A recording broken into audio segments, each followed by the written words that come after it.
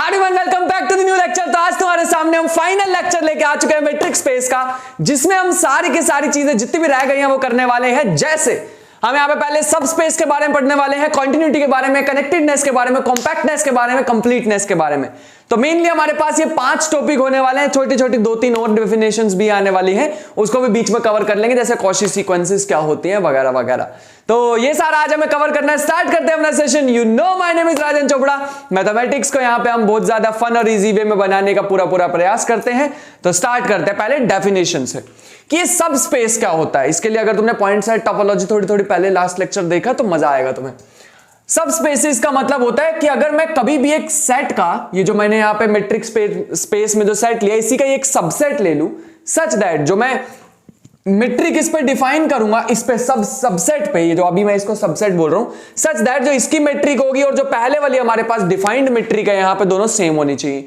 For all x y belongs to x. सीधा सीधा कहने का मतलब मैं क्या कहना चाह रहा हूं कि अगर तुमने बहुत बड़ा एक सेट है एक्स, उसमें से अगर एक छोटा सा वाई भी ले लिया, हम इसको सबस्पेस कब कहेंगे? जब ये सारी की सारी प्रॉपर्टीज फॉलो करता हो जो कि एक्स कर रहा था। ठीक है, तो मैं इसको सबस्पेस बोल दूंगा over the same metric d. बात समझ आई यहां तक कि हम सबस्पेस कब बोलेंगे? एक सबसेट एक्स, एक सबसेट वाई एक्स का, उसको हम सबस्पेस तब बोलने वाले हैं मैट्रिक्स स्पेस का जब वो सारी की सारी प्रॉपर्टी सेटिस्फाई करे जो कि ओरिजिनल सेट कर रहा था एक्स। ठीक है, तो ये हमारे पास, मैं तुम्हें एग्जांपल से समझाना चाहूंगा। और जो y और dy हमारे पास बनेगा वो हमारे पास मैट्रिक स्पेस ऑफ x बन जाने वाला है। एग्जांपल देखो, तभी हमारे को ज्यादा चीजें क्लियर होने वाली है। और थोड़े से कॉन्ट्राडिक्टरी एग्जांपल है, ध्यान से देखना। x हमारे पास दे रखा है real number, y let's say हमारे पास दे रखा है 0 से 1, और मैट्रिक हमारे पास दे रखी है x - 1। बस इतना ही हमें बताना है। यहां पे इसकी ओपन बॉल के बारे में डिस्कशन करनी है। बताओ भाई कैसे करें? तो सबसे पहली चीज, अगर मैं यहां पे ओपन बॉल निकालना चाहूं y की, अगर मैं y की ओपन बॉल निकालना चाहूं x सेंटर और r रेडियस मान के, तो हमें पता है हम कैसे लिखते हैं, y बिलोंग्स टू, कहां से लेने होते हैं हमें एलिमेंट्स? पहले तो ये सोचो, सारे के सारे एलिमेंट्स हमें कहां से लेने? हमें y से लेने। इस बार पहले x से लेते थे ना, y such that dy x y is less than r। Open ball लिख रहे हैं तो इक्वल टू का साइन नहीं आता है। और अगर हम आगे बढ़े, y बिलोंग्स टू, सारे के सारे वो y उठाने हैं जो जिसमें ये कंडीशन सेटिस्फाई हो रही हो। और मैंने तुम्हें अभी अभी बताया था कि dy x y किसके इक्वल है? dx y के ही इक्वल है, लेस देन r।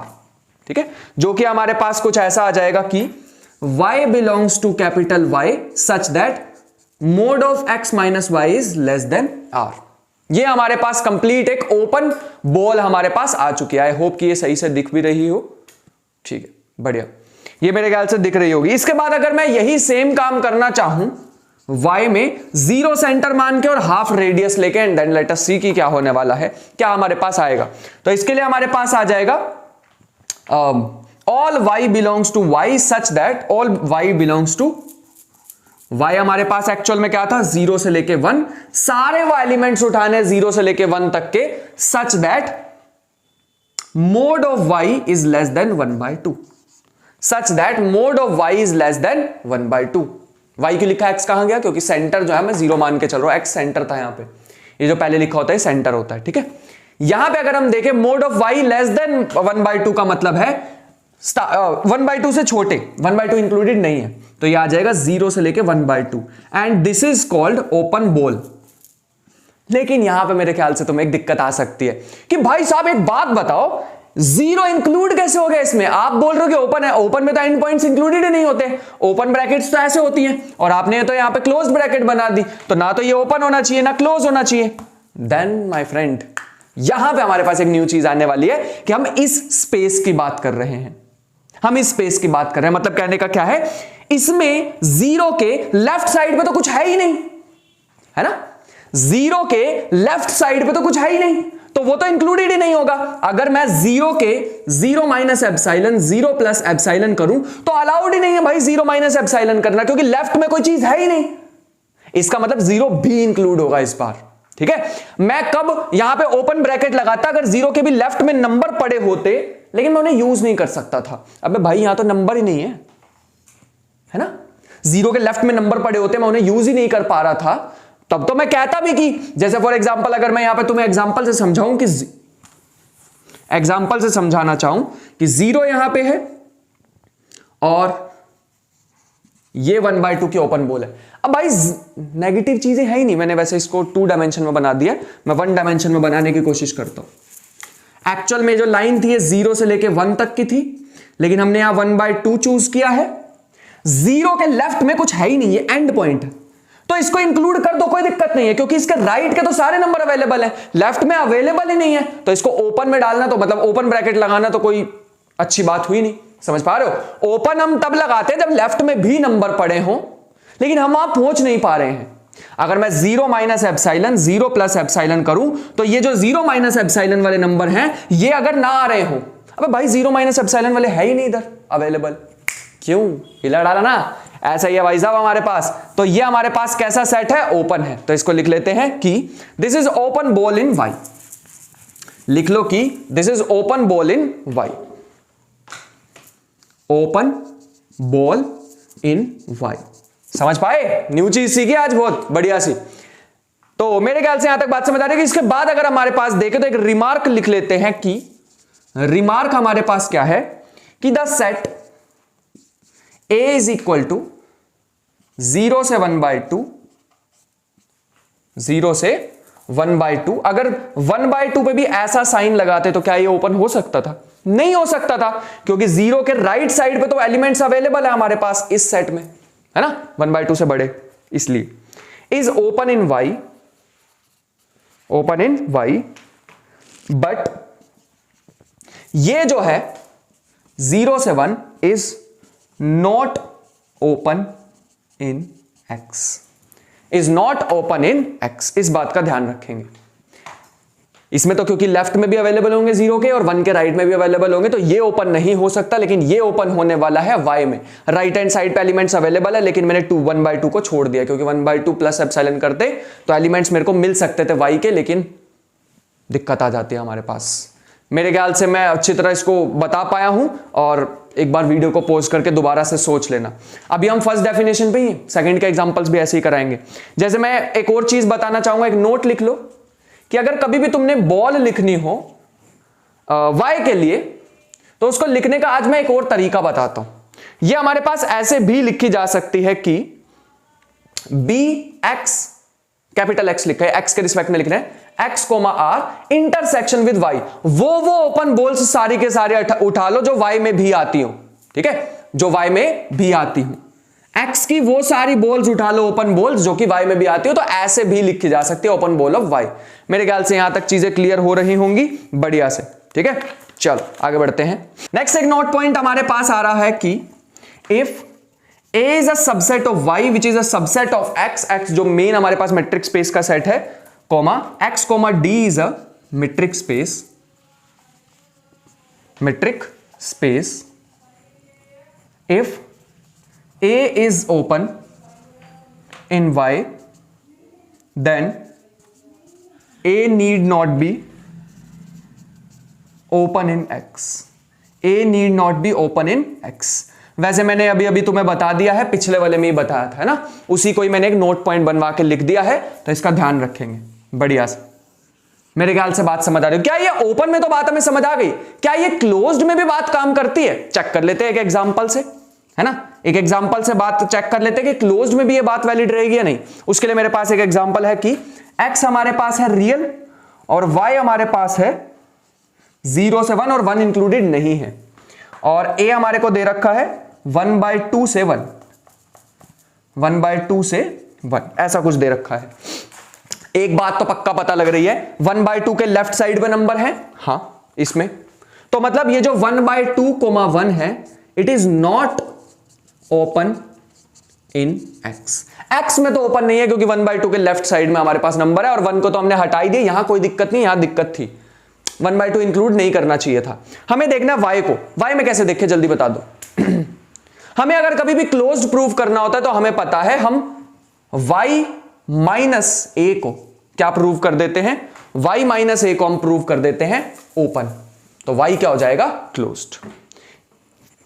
ऐसे लिख लो, y minus a is equal to क्या हमारे पास आने वाला है इसमें, इसको अगर हम देखें तो ये बन जाएगा 0 से लेके इसमें से a को हटाना, मतलब इसको हटाना है, 1/2 से लेके 1 को हटाना है, तो बचेगा 1/2 और ये वाली ब्रैकेट, क्योंकि a में आ रहा है 1/2 तो मैंने यहां से हटा दिया। ठीक है, लेफ्ट साइड पे 0 के नंबर अवेलेबल है क्या इसमें? नहीं, 0 के लेफ्ट में अवेलेबल ही नहीं है, इसका मतलब 0 इंक्लूड कर सकते थे क्योंकि लेफ्ट में नंबर ही नहीं है, विच इंप्लाइज a इज ओपन, क्योंकि लेफ्ट साइड पे नंबर नहीं है, राइट साइड पे थे तो मैंने ओपन ब्रैकेट लगा दी, इसका मतलब है a is open in y, बस यही प्रूव करना था। a ओपन है, सॉरी y माइनस a में, a is open in y minus a, या हम ऐसा लिख सकते हैं y minus a is open in y minus a is open in y, which implies अगर y माइनस a हमारे पास ओपन है, इसका मतलब a is closed in y, यही हमें प्रूफ भी करना था। मैंने यहां पे ओपन लिख दिया, मुझे यहां पे क्लोज्ड लिख देना चाहिए था, यहां पे थोड़ा सा करेक्शन कर लेना, मैं यहां पे क्लोजनेस की बात कर रहा हूं, क्लोज्ड लिख लेना। This is not close in x, open भी नहीं होगा वो भी बात सही है, बट क्लोज भी नहीं होने वाला। एक और एग्जांपल देखते हैं, ये मैं तुम्हारे लिए छोड़ देता हूं, इसको थोड़ा सा सोचना एंड लेट अस सी कि तुम आंसर कर पाते हो या नहीं। x दिया हुआ है हमें r, y दिया हुआ है हमें q रैशनल, और a हमें दिया हुआ है 0 से √2 इंटरसेक्शन रैशनल्स। सारे के सारे वो रैशनल नंबर्स तुम्हें देखने हैं जो 0 और √2 के बीच में आते हो, 2 नहीं √2 के बीच में आते हो, तो ये तुम्हें ढूंढना है। बात समझ आई? इस बार अगर मैं ध्यान से तुम्हें बताना चाहूं कि a क्लोज्ड नहीं है, क्यों a क्लोज्ड नहीं है, क्या रीजन है कि a क्लोज्ड नहीं है? क्योंकि 0 डज नॉट बिलोंग टू, देखो 0 हमारे पास बिलोंग नहीं करती है a में, जिसकी वजह से a is not closed in closed in y। 0 does not belong to y, 0 does not belong to a, which implies a is not closed, a is not closed. ठीक है, और ऑब्वियस सी बात है अगर इसमें क्लोज नहीं है तो इसमें तो होने ही नहीं वाला है ना। 0, √2 intersection q is not closed in x, यहां पे y। मेरे ख्याल से बात समझ आ रही होगी, लेकिन अगर मैं इसको ऐसे लिख देता a इज इक्वल टू 0, √2, इस बार ये हमारे पास क्लोज हो जाने वाला था। ठीक है, इस बार ये हमारे पास क्लोज हो जाने वाला था। मेरे ख्याल से बात समझ आ रही होगी बढ़िया से। मैं एक और चीज पूछना चाहूंगा, क्या ये ओपन है? क्या ये ओपन है? सोचते, 0 इंक्लूडेड नहीं है, है ना, 0 के लेफ्ट में नंबर अवेलेबल थे तो 0 माइनस एप्सिलॉन अलाउड था, तो हमने 0 हटा दिया, इसका मतलब हाँ ये ओपन है लेकिन क्लोज नहीं। बात समझ पाए? तो ऐसे हमारे पास एग्जांपल्स बन सकते थे। बेस्ट एग्जांपल्स जो मुझे मिले वो मैंने तुम्हें करा दिए हैं। अब मैं इसके कुछ नोट पॉइंट्स और लिखवाता हूं जो कि हमारे पास ये हमारे पास ओपन क्लोजनेस के काफी ज्यादा इंपॉर्टेंट होते हैं, डायरेक्ट क्वेश्चन जिस पे बनते हैं। तो यहां पे कुछ इंपॉर्टेंट पॉइंट्स है जिसको हमें देखना है। नोट नंबर 1 क्या कहता है, अगर तुम एक सबसेट लोगे x का, वो ओपन होगा तभी जब वो ओपन बोल्स के यूनियन में लिखा जाए। ठीक है, उस सेट को मैं कैसे लिख सकूं? Union of open balls.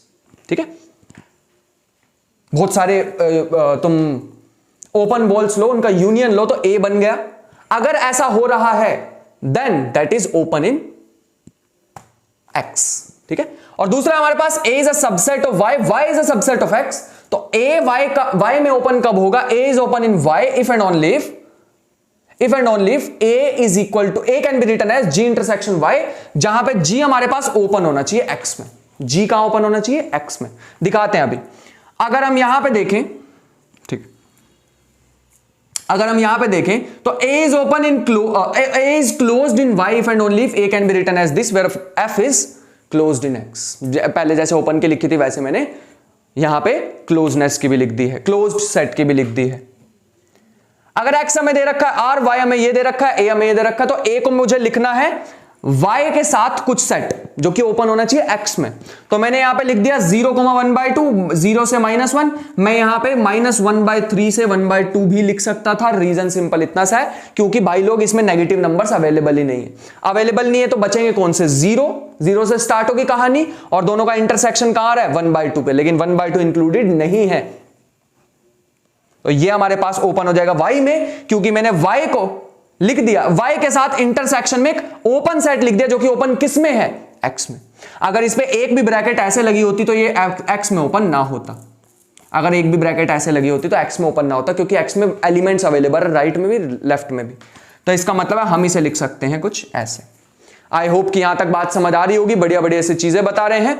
और फाइनल पॉइंट हमारे पास आता है कि फाइनल पॉइंट हमारे पास एक नोट पॉइंट आता है, if a is a subset of y which is a subset of x, तो हम कह सकते हैं closure of a in y, closure of a in y is equal to closure of a in x intersection y।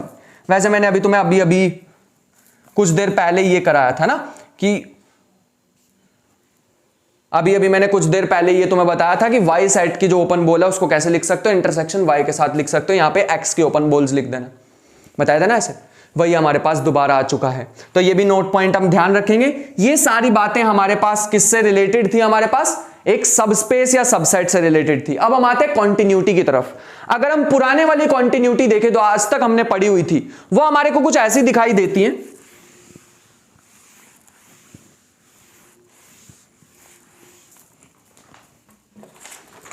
अगर हम पुराने वाली continuity देखें तो हमारे पास फंक्शन अगर दे रखा है रियल से रियल पे, और let x0 belongs to r, check कर लेते हैं इसी पॉइंट पे लेटर से।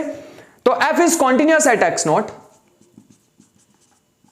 Eight x0। कब होगा continuous? If for given epsilon greater than 0, epsilon greater than 0, there exist delta greater than 0 such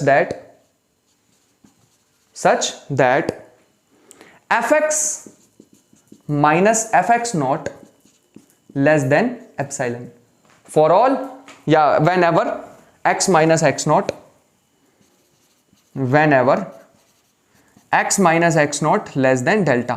जब तुम दो पॉइंट्स को बहुत छोटा या बहुत पास पास ले आओगे तो फंक्शन की भी वैल्यू बहुत पास आ जाएगी। कितनी पास? वो एप्सिलॉन पर डिपेंड करेगा। एप्सिलॉन तुम चूज करोगे, कितना छोटा एप्सिलॉन तुम पसंद करते हो, कितने छोटे नंबर, कितने छोटे डिफरेंस में तुम मान जाओगे कि फंक्शन इज कॉन्टिन्यूअस। ठीक है। अगर हम यहां पे देखें, एप्सिलॉन डेल्टा डेफिनेशन होती है, वैसे लिमिट वाले मेथड से भी तुमने देखा होगा कि लिमिट निकालो, left hand limit, right hand limit, अगर वो फंक्शन की वैल्यू के इक्वल आ जाता है तो वो हमारे पास कॉन्टिन्यूअस हो जाता है। वैसे भी डेफिनेशन है। बट हम यहां पे अगर मेट्रिक स्पेस में बात करें कॉन्टिन्यूटी की, तो अगर हमारे पास दो मेट्रिक स्पेस है और हमने एक फंक्शन डिफाइन किया है x से y पे, तो कॉन्टिन्यूअस x0 पे कब होगा? When there for given epsilon greater than 0 there exist delta greater than 0 such that, पहले हम लिखते थे fx माइनस fx0, है ना, उसी को ही हमने थोड़ा बढ़ा दिया है और एक जनरल फॉर्म में लिखने की कोशिश की, distance between fx and fx naught is less than epsilon whenever distance between x and x naught is less than delta। कुछ भी डिफरेंस नहीं है, बस यहां पे हम वन डायमेंशन की बात कर रहे थे अभी, यहां पे हम हायर डायमेंशंस में भी जा सकते हैं, डिस्टेंस की बात कर सकते हैं हायर डायमेंशंस में। मेरे ख्याल से बात समझ आ रही होगी। यहां पे बॉल्स की बात कर सकते हैं हम, यहां पे इंटरवल्स की बात ही कर सकते थे। और यहां पे मैं मेट्रिक किसकी लेके चलने वाला हूं? y की, क्योंकि मैं इमेज के बीच में डिस्टेंस देख रहा हूं। ठीक है। और यहां पे मैं मेट्रिक लेके चल रहा हूं x की, मैं यहां पे x लिख भी देता हूं। ठीक है। मेरे ख्याल से यहां तक बात समझ आ गई होगी। अगर हम एग्जांपल के तौर पे यहां पे देखें तो हमारे पास सबसे पहला है कि अगर मान लो fx हमें दे रखा है x, dx, पहला मैट्रिक स्पेस से दूसरे मैट्रिक स्पेस में जा रहे हैं using this function mapping for some fixed y naught belongs to capital Y। ठीक है। For given epsilon greater than 0 dy fx minus fx0 less than epsilon, या हम ऐसा कह सकते हैं, अगर मैं यहां पे 0 ही मान लूं तो उसका मतलब क्या होगा? अगर ये हमारे पास इक्वल टू 0 ही हो गया विच is less than epsilon, epsilon कोई भी पॉजिटिव नंबर हो सकता है या कितना भी छोटा नंबर हो सकता है, तो अगर मैं उसको 0 ही मान लूं तो क्या होगा? है ना, एप्सिलॉन से छोटा होना चाहिए, देन विच इंप्लाइज, हमेशा ही है तो भाई एप्सिलॉन से छोटा होगा, तुम कोई भी पॉइंट लेके आ जाओ। इसका मतलब है f is continuous at each point of x, which implies, ऐसा कब होता है जब डिफरेंट डिस्टेंस ही दोनों पॉइंट्स में हर एक पॉइंट में सेम आता है 0 0 0, मतलब वो कांस्टेंट फंक्शन होगा पक्का, which implies f is constant function. और सेम कहानी हमें सेम एग्जांपल देखने को मिलने वाला है अगर मैं डिस्क्रीट मैट्रिक लेता हूं। तो हमारे पास अगर एक दे रखा है f x comma discrete metric से y dy, then for given epsilon greater than 0 d of fx comma fx naught less than epsilon whenever dx x comma x naught less than delta। ये तो definition हमने already देखी हुई है। Epsilon कितना भी छोटा मान सकते हो, तो मैं एप्सिलॉन को 1/2 मान लेता हूं थोड़ी देर के लिए, लेकिन अगर मैंने इसको 1/2 माना, वैसे तो हमें पता है कि डेल्टा भी जो हमारा है वो 0 से लेके 1 तक के बीच में लाई करता है, ठीक है। डेल्टा हमारे पास 0 से लेके 1/2 के बीच में लाई करता है, तो हम यहां से कह सकते हैं कि distance between x and x not is less then delta.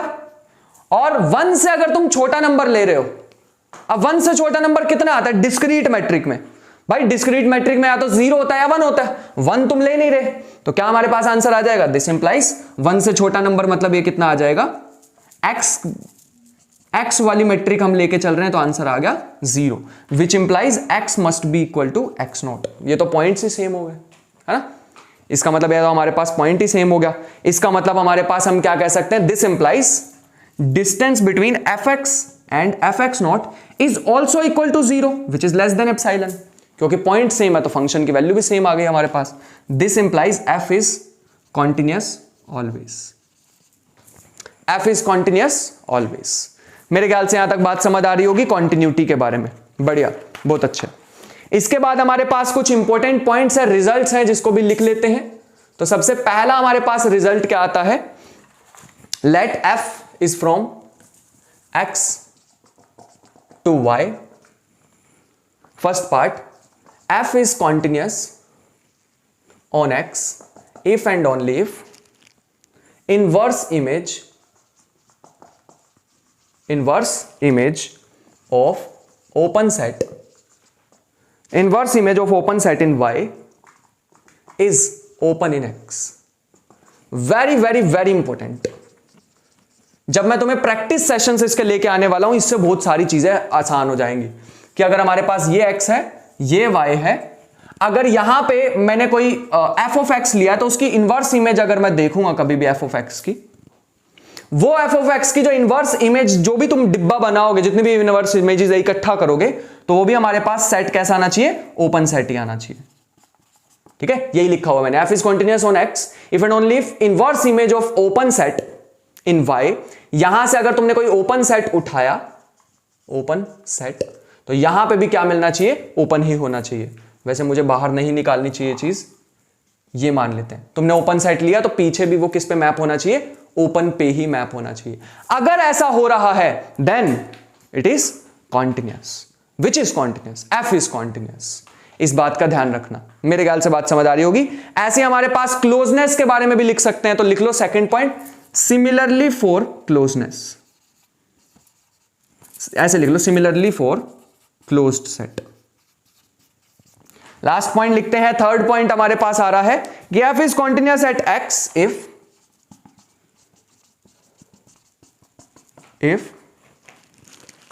f(xn) approaches to f of x, जो हम पहले डेफिनेशन लिखा करते थे, in y whenever xn approaches to x। ये हमारे पास सिक्वेंशियल लिमिट भी बोलते हैं इसे, या फिर सिंपल भाषा में बोले तो मैं सीक्वेंस का यूज करने वाला हूं यहां पर, ठीक है। सीक्वेंस का यूज करके भी हम यहां पर कॉन्टिन्यूटी को चेक कर सकते हैं। मेरे ख्याल से यहां तक बात समझ आ रही होगी। तो ये हमारे पास एक था। इसके बाद चलते कनेक्टेडनेस में। कनेक्टेडनेस में अगर हम ध्यान से देखें, रियल लाइन में कनेक्टेड सेट किसे बोलते हैं, जो एक इंटरवल हो, आसान भाषा में। यहां पे थोड़ी सी हमने डेफिनेशन को बढ़ा दिया है कि अगर हमारे पास एक मेट्रिक स्पेस है, तो उसको हम डिसकनेक्टेड कब बोलेंगे? भाई कनेक्टेड नहीं, डिसकनेक्टेड कब बोलेंगे? जब कुछ कंडीशंस फुलफिल हो। सबसे पहली कंडीशन है ए बी जो है वो सबसेट एक्स का होना चाहिए, a b not equal to 5 होने चाहिए, एम्प्टी नहीं होने चाहिए, इंटरसेक्शन ऑफ ए बी 5 होना चाहिए, आपस में कोई एलिमेंट नहीं होना चाहिए, और ए बी क्या होने चाहिए? ओपन होने चाहिए। अगर ये चार कंडीशन फुलफिल हो गई, चार कंडीशन है याद रखना, अगर ये चार कंडीशंस फुलफिल हो जाती हैं, then we can say if x can be written as A union B। अगर तुम दो ऐसे सेट ढूंढ लेते हो जिनका यूनियन करने पे सारा का सारा x ही आ जाता है, इसका मतलब हमारे पास वो कैसा हो जाएगा? डिसकनेक्टेड हो जाएगा। मतलब डिसकनेक्टेड का साधारण सा मतलब होता है कि मैं उसको दो पार्ट में तोड़ के लिख सकता हूं। लेकिन अगर हम रियल नंबर्स देखें तो रियल नंबर्स आर कनेक्टेड, क्योंकि वो पूरे इंटरवल में लिखे जा सकते हैं, माइनस इंफिनिटी से इंफिनिटी। इस चीज का ध्यान रखना।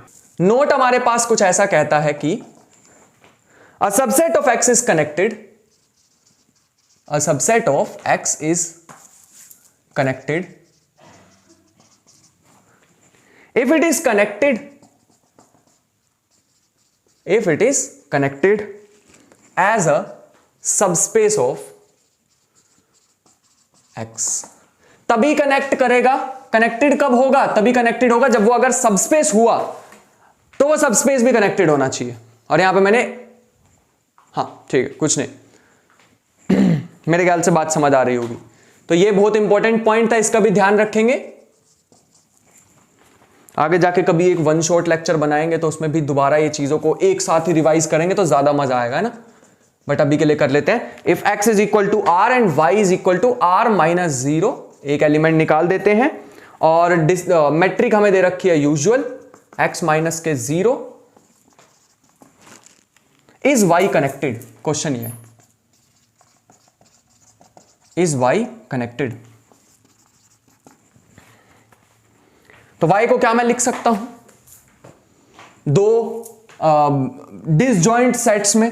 तो लेट अस सी, y हमारे पास है रियल नंबर 0 को छोड़ के। हाँ मैं लिख सकता हूं माइनस इंफिनिटी से 0 यूनियन 0 से माइनस इंफिनिटी, सॉरी 0 से इंफिनिटी। ना तो इसमें 0 इंक्लूड हुआ, दोनों के दोनों डिसजॉइंट भी, आपस में कोई लेना देना भी नहीं है ना। नॉन एम्प्टी भी है, ओपन भी दोनों है, किसमें? आर में, दोनों के दोनों ओपन भी है। सारी की सारी कंडीशंस फुलफिल हो रही है, इसका मतलब दिस इज कनेक्टेड।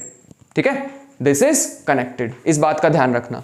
और भी इसमें काफी सारी चीजें मैं तुम्हें बता सकता था। अगर ये ए मान लू, ये बी मान लू, तो ए का अगर मैं ए को कैसे लिख सकता हूं? माइनस इंफिनिटी से 0 इंटरसेक्शन वाई, y के साथ इंटरसेक्शन करूंगा तो वापस से वही मिल जाएगा मेरे को, माइनस इंफिनिटी से 0। और कंडीशंस क्या है? a infinity, sorry a intersection b भी हमारे पास 5 है, दोनों ओपन भी है। ऐसा भी कह सकते हैं माइनस इंफिनिटी से 0 and 0 comma infinity is open in y and x, दोनों में ही ओपन है। And which implies y is disconnected, y is disconnected. इस बात का ध्यान रखना। दोनों में ही हमारे पास क्या है? मेरे को यहां पे x लिखना चाहिए। चलो ठीक है, दोनों में ही ओपन है हमारे पास, इसको ब्रैकेट में लिख लो। मेनली हमें x में चेक करना होता है कि x में ओपन है या फिर नहीं है। तो ये तुम्हारे पास एक सेट था, एक एग्जांपल था। एक और लिख लेते हैं। x अगर हमें दे रखा है रियल नंबर और y हमें दे रखा है रैशनल नंबर, तो क्या हम इसको दो डिसजॉइंट सेट्स में लिख पाएंगे? Then the answer is again yes. मैं y को लिख पाऊंगा कुछ ऐसे, माइनस इंफिनिटी से लेके √2 तक, है ना, डिसजॉइंट होने चाहिए। इंटरसेक्शन रैशनल नंबर्स, मैं वही रैशनल नंबर्स इकट्ठे करना चाहता हूं जो कि इनके बीच में होंगे, ठीक है। और यूनियन √2 से लेके इंफिनिटी इंटरसेक्शन q, ऐसे सारे एलिमेंट्स मुझे उठाने हैं जो कि ऐसे लिखे जा सकते हैं। अब ये भी हमारे पास ओपन है x में, ये भी ओपन है x में, आपस में कोई लेना देना भी नहीं है, कुछ कॉमन भी नहीं आएगा क्योंकि उधर पॉजिटिव है, इधर नेगेटिव है मैक्सिमम, है ना। कुछ तो यहां पे भी पॉजिटिव आएंगी, बट ये वाले एलिमेंट इधर नहीं आएंगे, एम्प्टी भी नहीं है, सारी की सारी कंडीशन फुलफिल हो रही है। इसका मतलब this is also disconnected, this is also disconnected. इस चीज का ध्यान रखना, लिख लो q is also disconnected, disconnected. बढ़िया, बहुत अच्छे।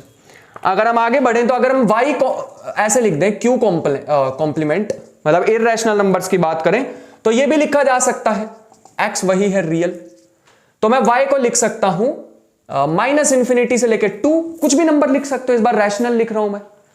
इंटरसेक्शन होना चाहिए इसके साथ, और यूनियन 2 से लेके इंफिनिटी, सारे मेरे को इररेशनल चाहिए इनके बीच में। अब ये आपस में अगर तुम देखोगे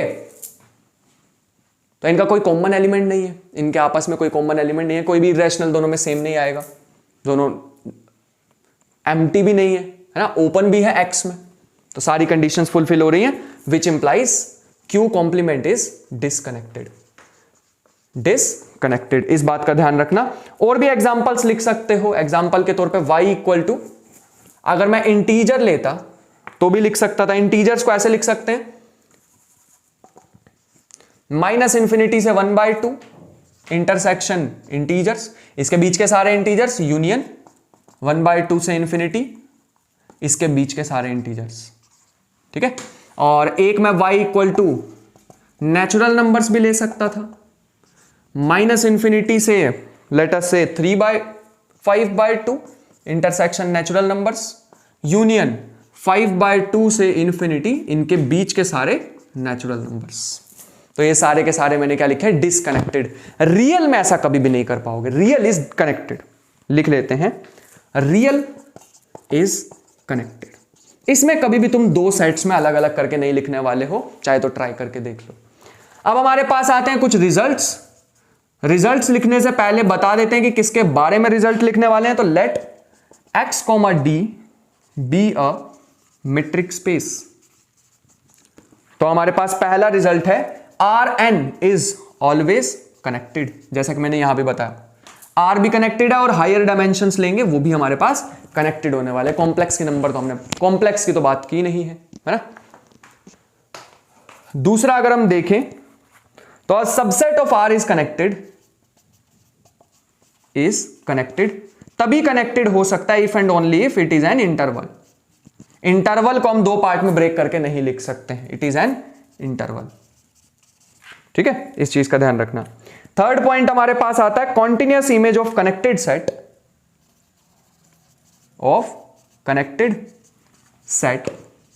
इज कनेक्टेड। और फाइनल पॉइंट हमारे पास आता है singleton set is always connected. Singleton set is always connected. Reason बड़ा सिंपल सा है कि अगर तुम कभी भी x लिखोगे तो उसको लिख सकते हो a intersection b, a union b, है ना, जहां पे b को एम्प्टी ले सकते हो। एम्प्टी सेट लेना पड़ गया हमें, इसका मतलब डिसकनेक्टेड तो नहीं होगा, तो बचा कनेक्टेड, तो कनेक्टेड हो जाने वाला है, क्योंकि मैंने बताया था कि सेट या तो कनेक्टेड होगा या फिर डिसकनेक्टेड होगा, ठीक है। एक और बात बताते हैं जिसको सुन के शायद थोड़ा सा शॉक हो सकते हो, शायद हो ही जाओगे, कि कोई सेट क्या दोनों हो सकता है, closed and open? Then the answer is yes. तो वही लिखो कि अगर x is equal to a union b है, नेक्स्ट एग्जांपल है वेरी इंपॉर्टेंट, तो इस पर लिख ही लेना कि अगर x is equal to a union b और a इंटरसेक्शन b हमारे पास क्या है, फाई, a कोमा b हमारे पास क्या है, नॉन एम्प्टी, और a और b क्या है, ओपन इन x। वही वाली कंडीशन डिसकनेक्टेड वाली है ना। तो इसका मतलब हमारे पास क्या है, अगर ये दोनों ओपन है विच इंप्लाइज a कॉम्प्लीमेंट करूंगा तो हमारे पास b आएगा। अरे भाई तुम दो पार्ट्स में लिख सकते हो अगर किसी भी सेट को, तो एक को छोड़ दो, बचा क्या, दूसरा। जैसे फॉर एग्जांपल तुमने, यहां से बताता हूं मैं, अगर मैं इसको छोड़ दूंगा, इसका मैं कॉम्प्लीमेंट ले लूंगा, तो बचेगा क्या, ये बचेगा। कॉम्प्लीमेंट का मतलब इसको छोड़ के बाकी सब तो ये है। इसका मतलब हमारे पास a कॉम्प्लीमेंट क्या है, b, ठीक है। लेकिन ये तो हमारे पास, सॉरी, b हमारे पास कैसा है, b is open in x, which implies a complement is, हम यहां से कह सकते हैं a complement is open in x। अगर ये ओपन है तो ये भी ओपन होगा, दोनों इक्वल है, विच implies a is closed in x। लेकिन याद करो a और b कैसा था, open. This implies a is both open and closed, है ना, बहुत बढ़िया सी चीज इन x। a is both open and close in x, बढ़िया चीज थी एकदम। तो इसी से ही मैं फिफ्थ पॉइंट भी तुम्हें लिखवाने वाला हूं, जो यहां पे हमने रोक रखे हैं अपनी सीरीज, उसको लिखते हैं कि this implies x is disconnected if and only if, या नोट ये लिख लो, x is disconnected if and only if it has a proper subset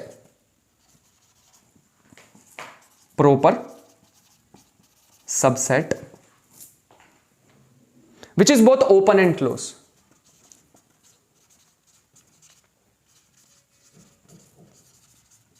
which is both open and close. इस चीज का ध्यान रखना। बढ़िया, बहुत अच्छे। नेक्स्ट अगर हम देखें तो हमारे पास एक फाइनल नोट पॉइंट आता है कनेक्टेड डिसकनेक्टेड के बारे में, जो कि हमारे पास क्या है कि अगर एक्स डी हमारे पास एक डिस्क्रीट मेट्रिक स्पेस है, डिस्क्रीट मेट्रिक स्पेस, तो हम कह सकते हैं X can be written as singleton X union X minus X not. इसका मतलब हमारे पास डिस्क्रीट मेट्रिक स्पेस कनेक्टेड कब होगा? If and only if it is singleton set. Discrete metric space is connected if and only if it is a singleton set. It is a singleton set. इस चीज का ध्यान रखेंगे।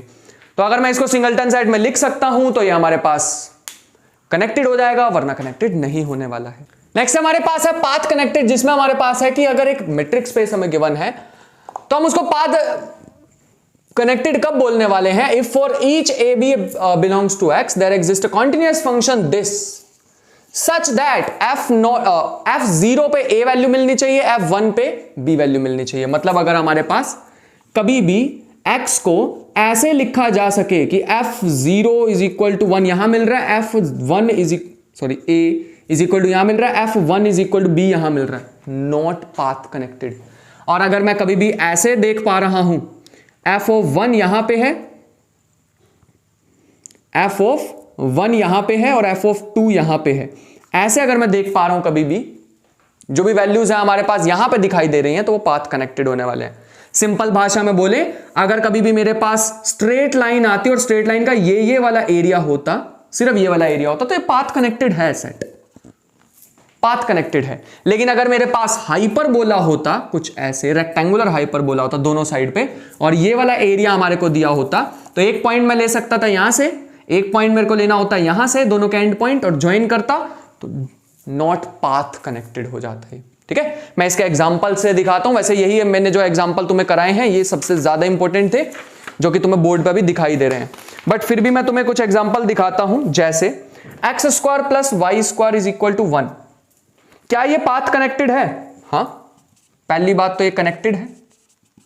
मैं कोई भी दो पॉइंट लूंगा, इसकी सरकमफेरेंस पे लाई करने वाले हैं, ज्वाइन करूंगा तो हो जाएंगे, सर्कल में लाई करेंगे। अगर हम देखें तो y equal to X square लिखें, कुछ ढंग से अगर मैं इसको लिखना चाहूं तो x comma Y such that x comma Y belongs to R square such that y equal to X square. अगर ऐसा कुछ आ जाए तो ये भी हमारे पास क्या है? पाथ कनेक्टेड पैराबोला है। लेकिन अगर कभी भी कुछ ऐसा आ जाए x comma Y belongs to R square such that X Y equal to 1, ये तो फिर से वही आ गया हाइपरबोला जो अभी मैं एग्जांपल बता रहा था। या फिर कभी हमारे पास ऐसा आ जाए x comma Y belongs to R such that belongs to R2 such that X Y not equal to 0, X Y not equal to 0। मतलब इसमें सब कुछ अलाउड है, बस ये अलाउड नहीं है, ये जो लाइंस है ना ये अलाउड नहीं है। तो अगर तुम एक पॉइंट लेते हो यहां से, दूसरा पॉइंट लेते हो यहां से, तो तुम्हें जाना तो इसी पाथ से ही पड़ेगा, है ना। ये पूरी लाइन अवेलेबल नहीं है, ये पूरी लाइन अवेलेबल नहीं है, इसका मतलब this is not path connected. अगर तुम एंड पॉइंट्स को ज्वाइन करते हो तो पूरी की पूरी वो जो लाइन है या जो भी कर्व है वो उसी के बीच में लाई करनी चाहिए, तो पाथ कनेक्टेड होगा, वरना नहीं होगा। बात समझ में आई थोड़ी सी? ठीक है, तो ये हमारे पास एक डेफिनेशन थी पाथ कनेक्टेड। अगर हम थोड़ा सा आगे बढ़े, एक रिजल्ट लिख लेते हैं, फिर आगे बढ़ते हैं। इसमें इसी पाथ कनेक्टेड का है, ठीक है। ये दो डेफिनेशन अभी बताता हूं, इसलिए मैंने यहां थोड़ी जगह छोड़ी है। तो रिजल्ट हमारे पास ये है कि let x, d be a metric space and A is a subset of X, A is a subset of X, then A is connected. And A is connected. Let B is also a subset of X such that A is a subset of B is a subset of X. A is a subset of B which is a subset of this. ठीक है, closure set. Closure का मतलब क्या होता है? A bar is equal to A intersection A union derived set. Derived set मतलब सारे के सारे लिमिट पॉइंट्स वाला सेट और A खुद भी, इनको कंबाइन कर दोगे तो हमारे पास क्लोजर आ जाएगा. इसे बोलते हैं सेट. ये क्या है? डिराइव्ड सेट, जिसमें लिमिट पॉइंट्स होते हैं. और ये क्योंकि लिमिट पॉइंट्स बाहर भी हो सकते हैं सेट से, इसीलिए यूनियन लिया है. और ये हमारे पास है क्लोजर ऑफ अ सेट. ठीक है, तो अगर ये ऐसा हमारे पास दे रखा है, then B is also connected. Then B is also connected. इसलिए हो पा रहा है बी कनेक्टेड, क्योंकि अगर हम देखें ए कनेक्टेड है, कहा हुआ है यहां पे, और ए बी में से ही लिया गया है, और बी में कुछ एक्स्ट्रा हमारे पास नहीं होंगे लिमिट पॉइंट्स, क्योंकि बी खुद भी एक सबसेट है ए क्लोजर ऑफ ए का. तो बी में कौन से एलिमेंट्स हो सकते हैं? ए के या फिर ए के limit points. Limit points exist कर रहे हैं मतलब बाउंड्री पॉइंट्स भी एग्जिस्ट कर रहे हैं, तो ये भी एग्जिस्ट करेगा, तो ये कनेक्टेड हमारे पास हो जाएगा. मैं इसको दो पार्ट में ब्रेक करके नहीं लिख पाऊंगा बी को भी. ठीक है, मेरे ख्याल से बात समझ आ रही होगी. बहुत से ज्यादा इंपॉर्टेंट पॉइंट था, ध्यान रखेंगे इस चीज को. ठीक है, बढ़िया, बहुत अच्छे. इसके बाद एक सीक्वेंस के बारे में भी बता देते हैं कि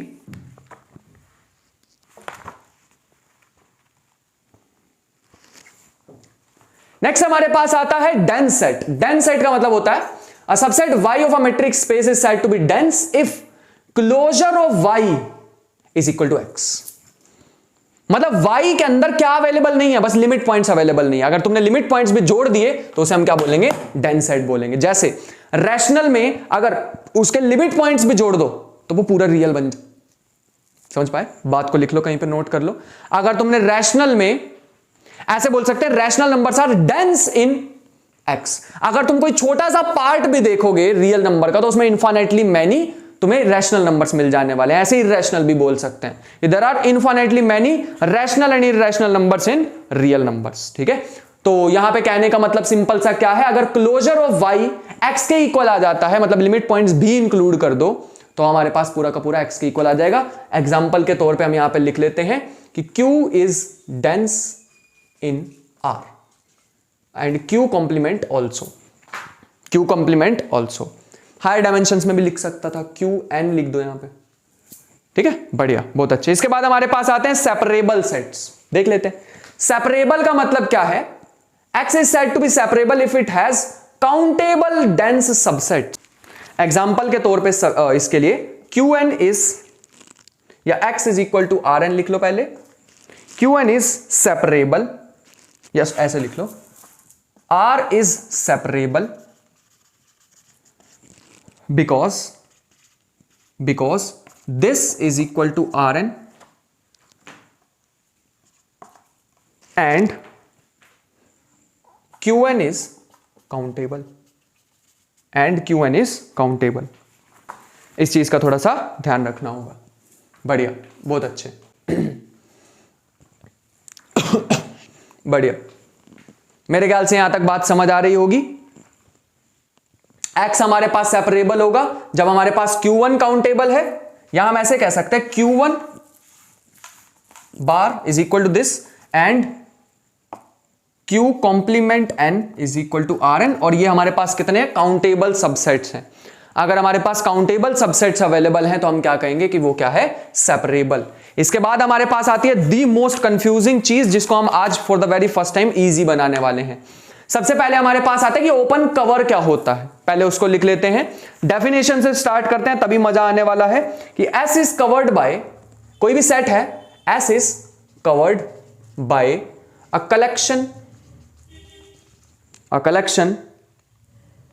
O of open sets when every element of x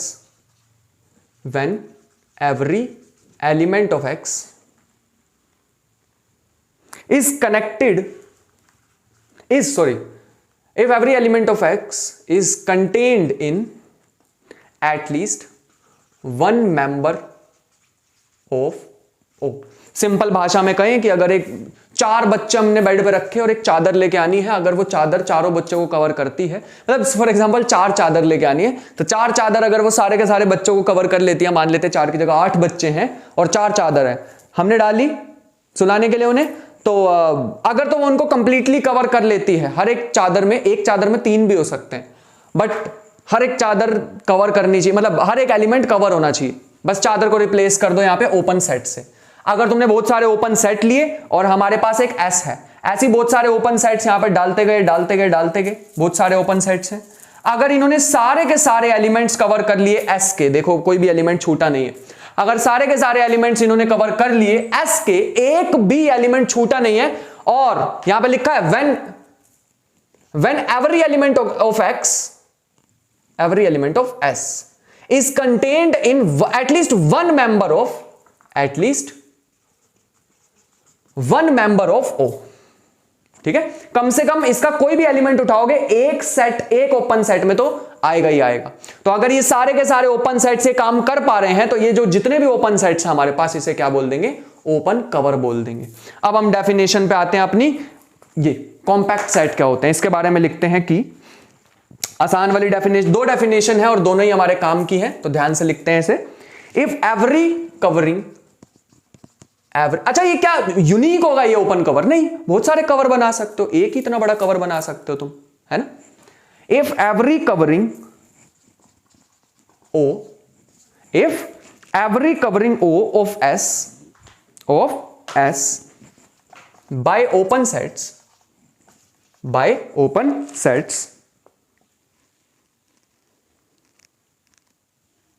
comma S is covered by some finite set of members, अब तुम यहां पे देखोगे, तुम तो अनकाउंटेबल या इनफाइनाइट ओपन सेट से कवर कर सकते थे, इसे इनफाइनाइटली मैनी लेके आ सकते थे, छोटे छोटे बहुत सारे ओपन सेट्स, है ना। लेकिन अगर मान लो वो सारे के इसका सारा एलिमेंट कवर हो जाए और मेरे को फाइनाइट ओपन सेट्स यूज करने पड़े, तो हम उसको क्या बोल देंगे? कॉम्पैक्ट। क्या लिखा है? Finite set of members of O. कहने का तात्पर्य सिंपल इतना सा है कि अगर तुम सारे के सारे एलिमेंट्स को कवर भी कर दो और तुम्हें कितने यूज करने पड़े ओपन सेट्स? फाइनाइटली मैनी, तो हम उसे क्या बोल देंगे? कॉम्पैक्ट। दूसरी डेफिनेशन भी लिख लो हमारे पास, ये है let XD be a metric space then X is said to be compact if each open cover of X has a finite subcover। यहां से देख सकते हैं, यहां भी मैंने वही लिखा है लगभग। इफ ईच ओपन कवर, जो भी ओपन कवर हमारे पास तुम यूज करोगे, उसके X has finite subcover, उसके हमारे पास finite subcover होने चाहिए। यहां पे भी वही लिखा है, every covering of O of S by open sets, S is covered by some finite set of members of O। इस चीज का हम ध्यान रखेंगे। नेक्स्ट हमारे पास कुछ इंपॉर्टेंट पॉइंट्स है। Let X be a compact metric space, then it is closed and bounded। Other way नहीं है, रियल एनालिसिस में चल जाती थी कि क्लोज्ड एंड बाउंडेड होना चाहिए, लेकिन इस बार हमारे पास ओपन कवर जैसी बातें आ जाती हैं, है ना। ओपन कवर जैसी न्यू चीजें हमारे पास आ जाती हैं कि पूरा का पूरा सेट कवर होना चाहिए बाय ओपन कवर्स, मतलब बाय ओपन सेट्स। ठीक है।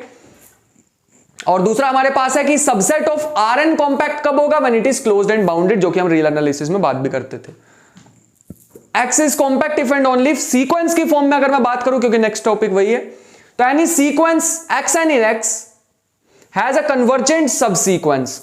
अगर कभी भी हम किसी चीज को किसी सेट को कॉम्पैक्ट बोलना चाहते हैं, तो उसकी हर एक सीक्वेंस के पास कन्वर्जेंट सब सीक्वेंस होनी चाहिए, खुद हो ना हो कन्वर्जेंट सब सीक्वेंस होनी चाहिए।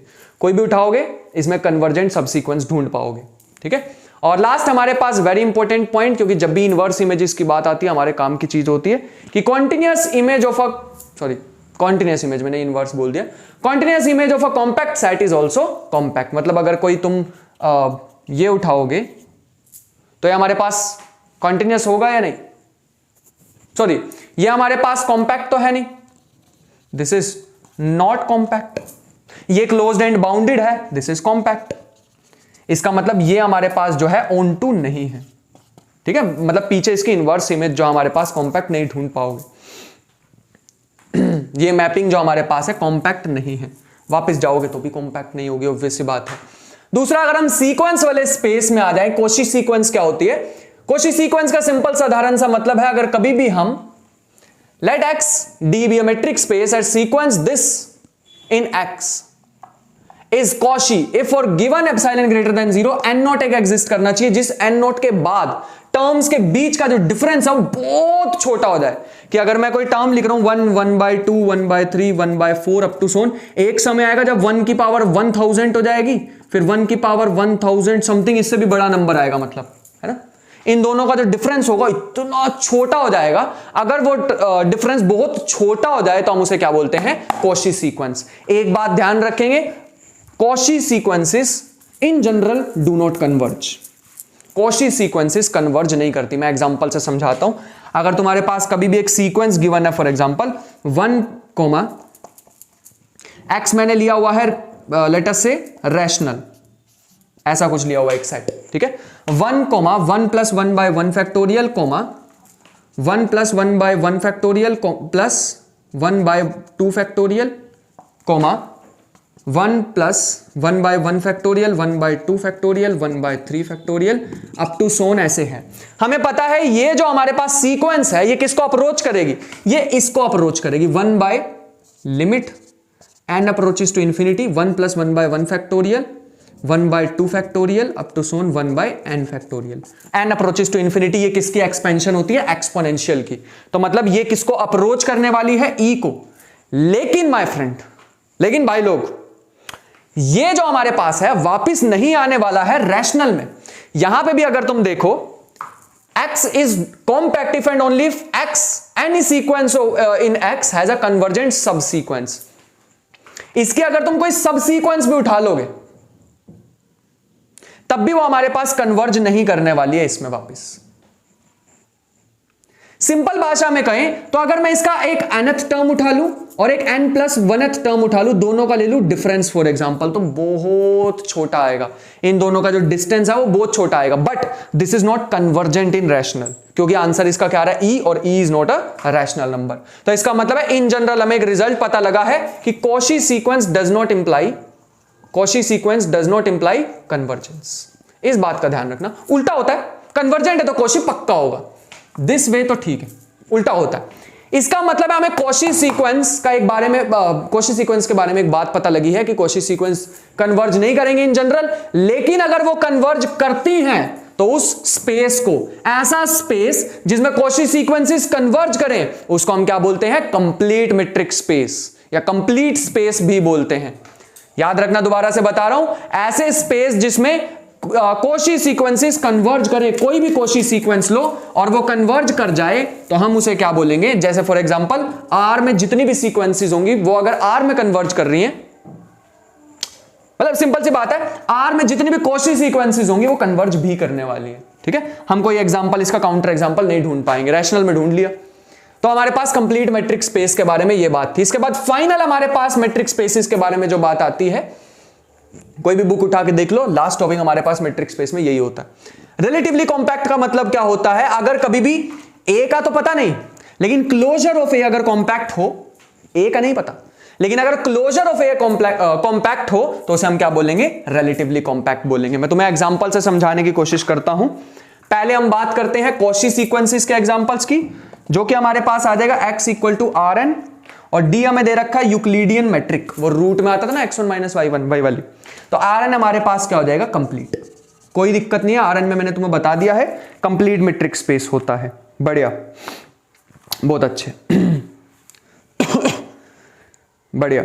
अगर हमारे पास d होता discrete matric space, discrete matric space, लेकिन हमें डिस्क्रीट में एक बात पता है, distance between xn and xm less than epsilon का मतलब वो तो इक्वल टू 0 ही हो जाएगा, क्योंकि एप्सिलॉन 1 से छोटा है, 1 से छोटा एप्सिलॉन लेना होता है, और इसमें 1 से छोटा क्या नंबर आता है? 0, क्योंकि डिस्क्रीट मैट्रिक पे दो ही चीजें होती हैं। दिस इंप्लाइज ये जो xn और ये जो xm है, ये दोनों क्या हो जाएंगे? सेम हो जाएंगे। दिस इंप्लाइज ये क्या हो जाएगी? इवेंचुअली कांस्टेंट हो जाएगी। स्टार्टिंग की बात नहीं कर रहे हैं, एक समय के बाद इनके बीच में, मैंने लिखा भी है, for all mn greater than n not, एक समय के बाद इनके बीच का जो डिस्टेंस है वो एप्सिलॉन से छोटा होगा। इसका मतलब हम कह सकते हैं this implies this is eventually constant, और कांस्टेंट सीक्वेंस हमारे पास आ गई है, this implies it is complete metric space. चलो लिख लो इसे बढ़िया से, ये था हमारे पास। नेक्स्ट अगर हमारे पास एक और एग्जांपल देखना चाहें तो यहां लिख देता हूं। अगर हमें x दे रखा है 0 से लेके 1, और मीट्रिक हमें यूजुअल दे रखी है x माइनस वाई, और xn हमें दे रखा है 1/n, ऐसा कुछ। अब हमें पता है कि ये किस पे कन्वर्ज करेगी? 0 पे, लेकिन 0 इसमें नहीं आता, इसका मतलब this is not convergent. Cauchy हो जाएगी, कॉशी बिल्कुल हो जाएगी, लेकिन कन्वर्जेंट नहीं होने वाली है। कॉशी क्यों हो जाएगी? क्योंकि 1/n माइनस 1/m करोगे, एन बहुत, अगर ये mn बहुत बड़े हैं तो ऑब्वियस बात है उनके रेसिप्रोकल बहुत छोटे होंगे, इनका डिफरेंस भी बहुत छोटा आएगा। कॉशी है लेकिन कन्वर्जेंट नहीं है। मेरे ख्याल से यहां तक बात समझ हमें आ रही होगी बढ़िया से, बहुत अच्छे। नेक्स्ट हमारे पास आए तो हमारे पास एक चीज है कि एक हमारे पास नोट पॉइंट आता है, यहां लिख लेते हैं एक नोट पॉइंट को, कि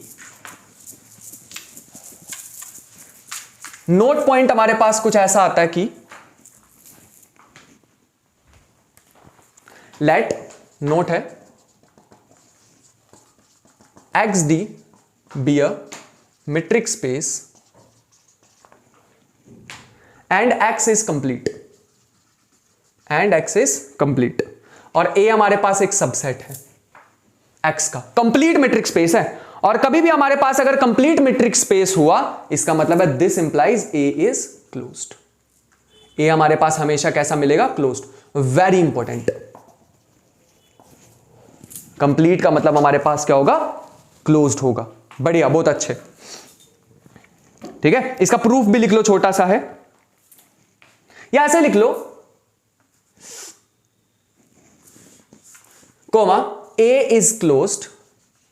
अगर क्लोज है और सबसेट है, then we can say A is also complete. छोटा सा प्रूफ है, अलग अलग जगह पे अलग अलग तरीके से प्रूफ देखोगे। मेरे को ये समझ आया तो मैं ये करा रहा हूं। तो ये हमारे पास जो xn है, मान लेते हैं ये हमारे पास एक कॉशी सीक्वेंस है A में, कन्वर्जेंट है या नहीं पता नहीं, कॉशी सीक्वेंस इन A, और A is a subset of X। Obvious सी बात है, ये तो लेके ही चलना पड़ेगा, है ना। और इसके बाद अगर हम आगे चलें तो हमारे पास है, तो इसका मतलब है xn जो है A इसका सबसेट है, तो xn पक्का कॉशी भी होगा, किस में? X में। xn is Cauchy sequence in X। इसका मतलब है xn में कॉशी है, लेकिन ये तो कंप्लीट था। x में कॉशी है, इसका मतलब ये तो कंप्लीट था। तो कंप्लीट में तो हमारे पास कन्वर्ज भी करनी चाहिए, इसका मतलब xn converges to x in this, which implies x हमारे पास आ जाएगा A के इक्वल। क्यों आया x A के इक्वल? क्योंकि x इज क्लोज्ड। कन्वर्जेंट का मतलब, इसको कन्वर्ज करने का मतलब है A का लिमिट पॉइंट होगा पक्का, और A हमारे पास क्लोज दे रखा, तो सारे के सारे लिमिट पॉइंट लाई करते हैं सेट में ही। क्लोज के बारे में एक बात याद रखना कि all the limit points lie in the set, तो पक्का ये x भी लाई करता होगा, क्योंकि x इसका लिमिट पॉइंट हो जाएगा। इसका मतलब हमारे पास अगर x A में आ रहा है, इसका मतलब xn is convergent in A, which implies A is complete. मेरे ख्याल से यहां तक बात समझ आ रही होगी कि मैं क्या कहना चाह रहा हूं। बढ़िया, बहुत अच्छे। रिलेटिवली कॉम्पैक्ट में अगर हम एक एग्जांपल देखें तो हमारे पास आ जाएगा कि अगर x हम लेके चल रहे हैं एक रियल, और A हम लेके चल रहे हैं A, B, तो बताओ रिलेटिवली कॉम्पैक्ट सेट कौन सा होगा? एक बार, जो कि होगा हमारे पास A, B। ये हमारे पास क्या हो जाएगा? रिलेटिवली कॉम्पैक्ट, क्योंकि A बार हमारे पास क्या है? कॉम्पैक्ट है। तो A भी हमारे पास क्या हो जाएगा? A हमारे पास क्या हो जाएगा? Relatively compact. सारे के सारे लिमिट पॉइंट्स लाई कर रहे हैं इसमें, है ना। सारे के सारे लिमिट पॉइंट्स इसमें लाई करेंगे, तो ये हमारे पास कॉम्पैक्ट हो जाएगा, क्लोज्ड एंड बाउंडेड है। अरे कॉम्पैक्ट का मतलब यही तो होता है, रियल नंबर में क्लोज्ड एंड बाउंडेड है। क्लोज्ड एंड बाउंडेड का मतलब ये क्या हो गया, कॉम्पैक्ट। इसका तो पता नहीं कॉम्पैक्ट है, इसका तो पता नहीं कॉम्पैक्ट है या नहीं, क्योंकि ये क्लोज्ड एंड बाउंडेड नहीं है, लेकिन रिलेटिवली क्लोज है। ठीक है, रिलेटिवली क्लोज है। किसके रिलेटिव? ए, क्लोजर ऑफ ए के। आई होप कि यहां तक लेक्चर समझ आया होगा। काफी बड़ा लेक्चर हो गया है और एनर्जी भी थोड़ी कम फील होगी, थोड़ा हेल्थ इशू के कारण, बट मेरे ख्याल से जितना बेस्ट डिलीवर कर सकते थे उतना किया है। मिलते हैं नेक्स्ट सेशन में, तब तक के लिए अपना ख्याल रखना, पढ़ाई करते रहना, मेहनत बहुत सारी करना। मिलते हैं नेक्स्ट लेक्चर में, तब तक के लिए बाय बाय।